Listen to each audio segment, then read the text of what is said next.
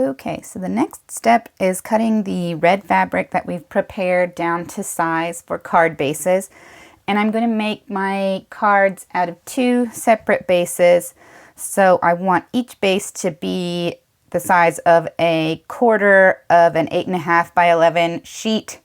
I know I talked a big game last year about having a notebook where I have all my measurements written down, but I lost that. So I've got my measurements written down on the back of some, these are bingo cards that I've stuck together. So yeah, I'm going to be making 2 4 1/4 by 5.5 card bases out of this fabric. I think that's what will fit on this one. We'll see if we can get a couple more out of it, but I think it's just going to fit the 2.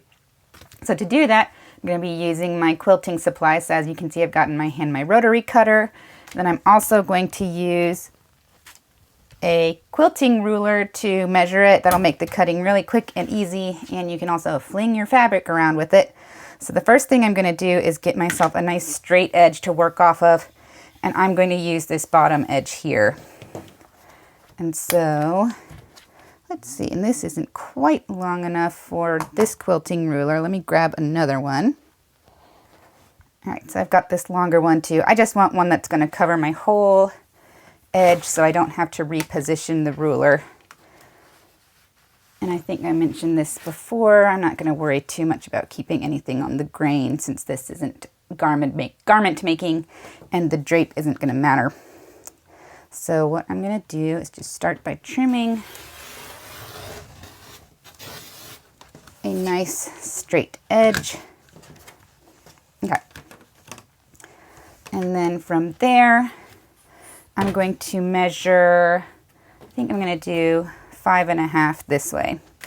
So I am going to have to reposition my ruler for this one, but that's fine because I have my straight edge to work off of. That'll make it easy.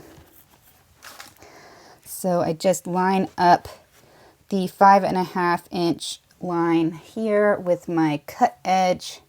And since the ruler is clear, that makes it easy. Oh, and actually, once you get to the edge of the ruler at 5.5, it does fit on this one, so I won't have to reposition it at all. Okay, so there we go. I'm going to hold this down firm as I roll my rotary cutter along the edge. And I'm pressing my rotary cutter pretty hard too because my blade's a little bit dull. But don't touch it, it's still very sharp.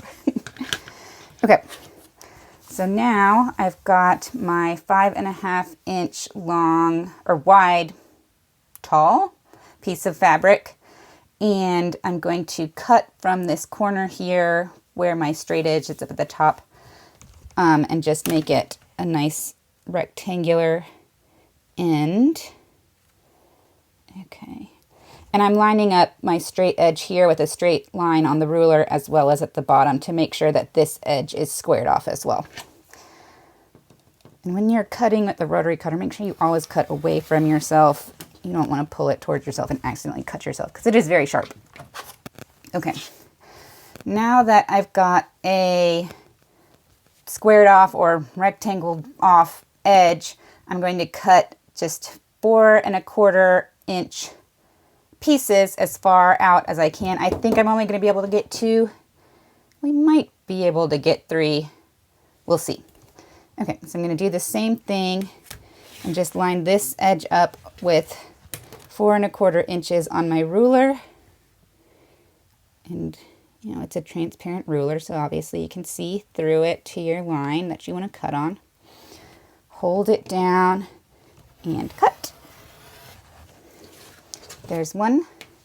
And then make sure you get that out of where you're going to be cutting. I have cut through things I didn't mean to before just because I didn't get it out of my line of fire. Okay. Oops. Oh, that's 5 1/4. No wonder it looked so big. Double check your measurements before you cut. Okay. There we are back at 4 1/4. And we'll cut. And so yeah, we don't have space for another, but we've got our 2 bases out of this one. And so what I'm going to do is put them together like this to make a card. And so that's all I've got for making the card bases. I've got my 2, and then with a little Christmas magic, I can make a whole bunch more. So that is it for my card bases. Come back for the next video as we go on to the next step.